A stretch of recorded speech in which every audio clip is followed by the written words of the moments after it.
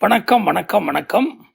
அன்பும் பண்பும் அறிவும் நிறைந்த உயிருக்குயிரான ரசிகர்களே, நேயர்களே, நான் தான் உங்கள் அட்லாண்ட கணேஷ் வந்து விட்டேன் ஒரு புது கதையை சொல்கிறதுக்காக.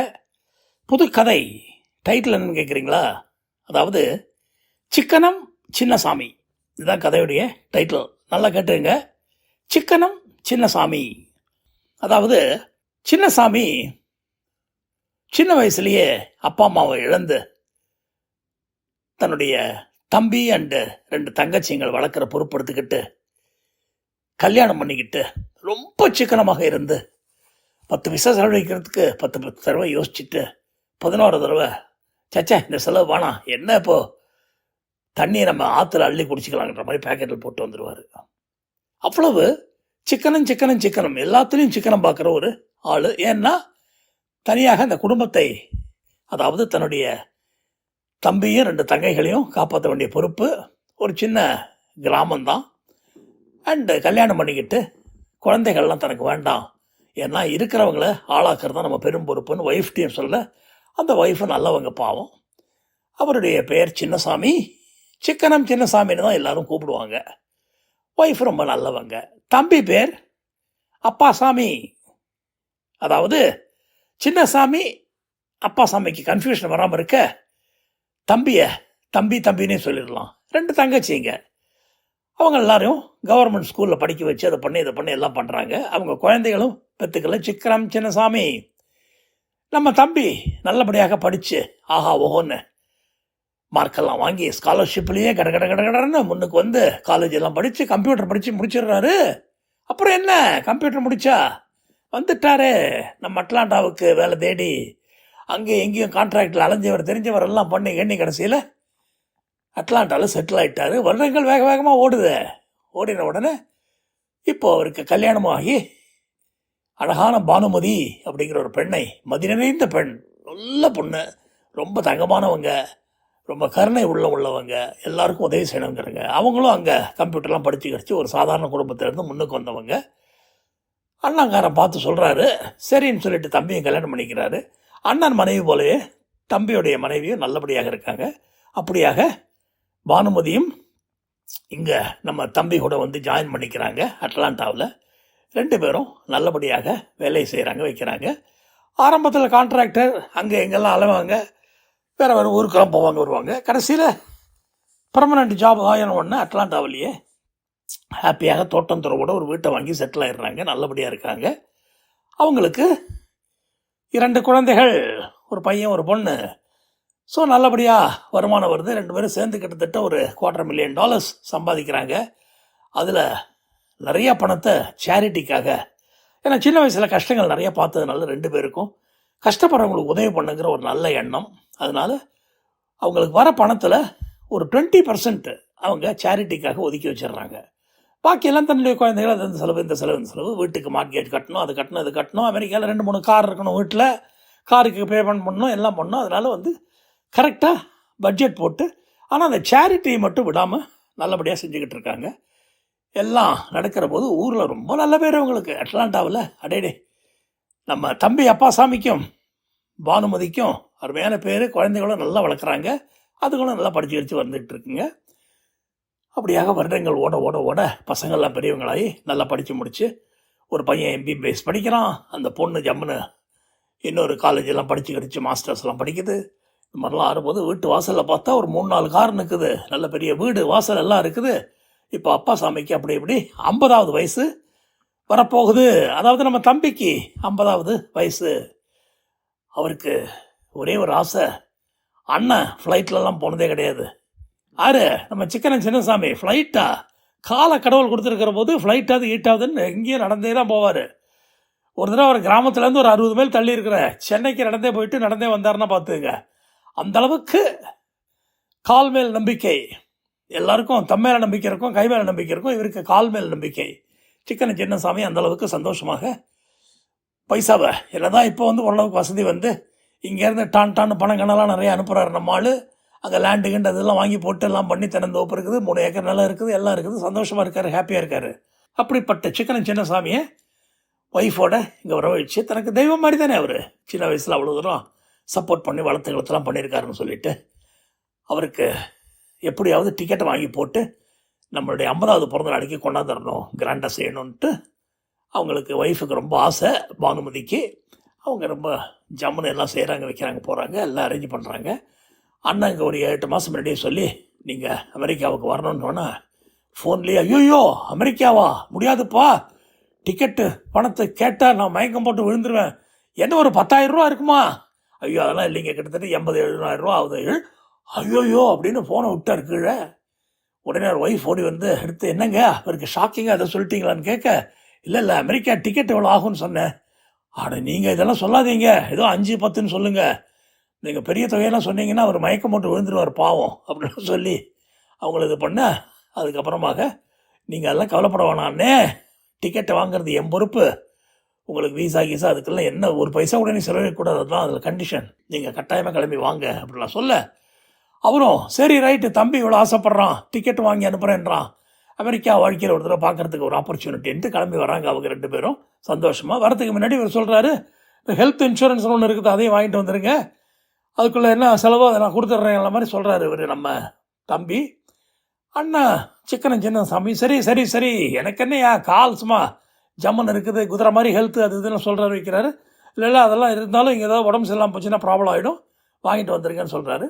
சரின்னு சொல்கிறாங்க, ஓகேன்னு சொல்லிட்டு எல்லாம் நடக்குது. இங்கே அமக்களமாக அட்டகாசமாக அரேஞ்ச்மெண்ட்ஸ்லாம் நடக்குது. இவருடைய பிறந்த நாளைக்கு ஒரு 10-12 நாள் முன்னாடி வந்து இறங்கிடுறாங்க.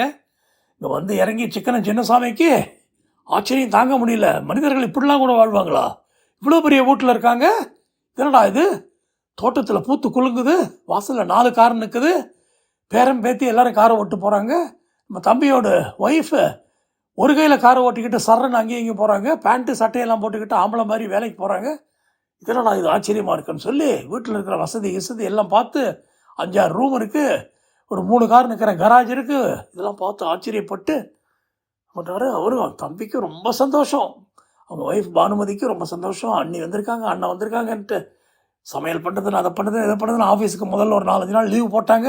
அதுக்கப்புறம் நான் ஓடி வந்துடுவேங்க ஒரு 6-7 மணி நேரத்தில், நீங்கள் சௌரியமாக இருங்க, உங்களுக்கு எல்லாம் நான் காலைல சமையல் பண்ணிட்டேன், மத்தியானத்துக்கு சமையல் பண்ணி வச்சுட்டேன், நைட்டு நான் வந்து ஃப்ரெஷ்ஷாக சமைக்கிறேன் எல்லாம் சொல்லிட்டு போவாங்க. அண்ணியை எந்த வேலையும் செய்ய விடாமல், நீங்கள் ஐயோ எனக்கு ரொம்ப போர் அடிக்குதுன்னு சொன்னால், நோ அதெல்லாம் முடியாது, நீங்கள் ரெஸ்ட்டு தான் எடுக்கணும்னு சொல்லி எல்லாம் பண்ணி மாதிரி கடைசியில் ஒரு 2 டேஸ் பர்த்டேக்கு இருக்கிற போது பிரமாதமாக கிராண்ட் அரேஞ்ச்மெண்ட்ஸ் எல்லாம் பண்ணியிருக்காங்க. பானுமதி கணவனுக்காக நம்ம ஜாய் அலுகாஸுக்கு போய் காசு நிறையா கொடுத்து ஒரு மைனர் செயின் புலி நகத்தோட ஒரு பிரேஸ்லெட்டு ஒரு 8 சவரனில், அது தவிர இன்னும் என்னெல்லாம் முடியுமோ எல்லாத்துலேயும் ஃபார் மை லவ்விங் ஹஸ்பண்ட்னு போட்டு அவருக்கு தெரியாமல் வாங்கிட்டு வந்து சர்ப்ரைஸாக அதை பர்த்டே நீ கொடுக்கணும்லாம் வச்சுருக்காங்க பாருங்கள். எல்லாம் பிரமாதமாக அரேஞ்ச்மெண்ட்ஸு, ஒரு 60-70 பேர் வருவாங்க, ரொம்ப க்ளோஸ் ஃப்ரெண்ட்ஸு. அண்ட் வீடையே சும்மா பிரமாதமாக டெக்கரேட் பண்ணுதுங்க குழந்தைங்கள்லாம்.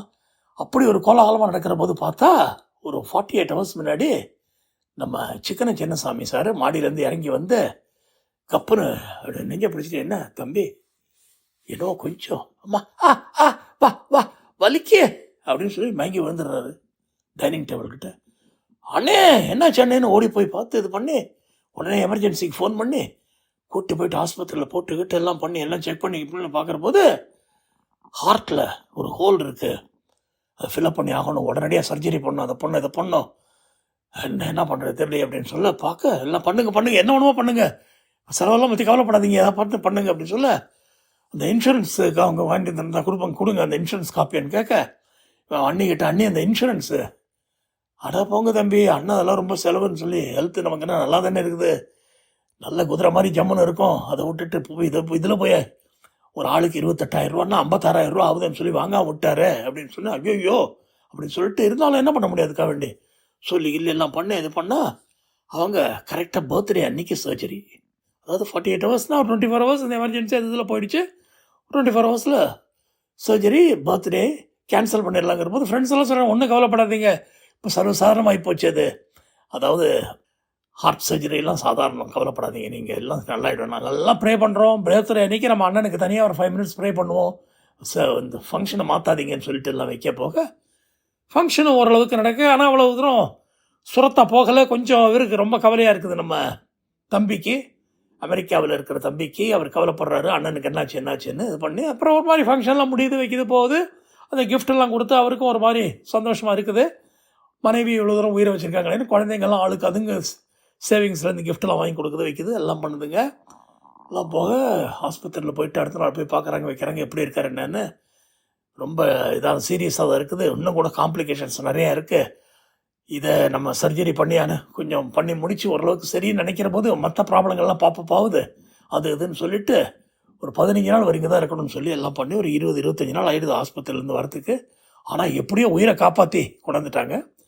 அண்ணன் வீட்டுக்கு வந்துட்டு சாதாரணமாக இருக்கார், பரவாயில்லப்பா தம்பி, எல்லாம் நல்லா இருக்குது அப்படின்னு சொல்லிட்டு இது பண்ணி, அப்புறம் என்னப்பா பயந்துட்டிங்களா ரொம்ப? ஃபங்க்ஷனுக்கு தான் என்னால் இருக்க முடியல, அங்கேருந்து ஆல்ரெடி இவ்வளோ தூரம் ஃபங்க்ஷனுக்கு வந்துட்டு ஃபங்க்ஷனுக்கு இருக்க முடியல தம்பி, உனக்கு பிறந்த நாளைக்காக நான் ஒரு கிஃப்ட் கொண்டு வந்திருக்கேன்னு சொல்ல, அதெல்லாம் இருக்கட்டாண்ணே, நீங்கள் சந்தோஷமாக இருக்கணும், நல்லா இருக்கணும் அப்படின்னு சொல்லிட்டு அவங்க எப்படிலாம் சந்தோஷமாக இருக்க முடியுமோ அதெல்லாம் வச்சு இது பண்ண கடைசியில் அவர் ஊருக்கு போக வேண்டிய நாளும் வரும்போது அடுத்த நாள் காலையில் 7 மணி கிளம்பணும். அவர் வந்து ஒரு கவரை கையில் கொடுத்து, இந்தாப்பா, இங்கே என்னுடைய 3 ஏக்கர் நிலமும் 1 ஏக்கர் தென்னந்தோப்பும் உனக்கு கிஃப்டாக கொடுக்குறேன் நான் பிறந்த நாளைக்கு.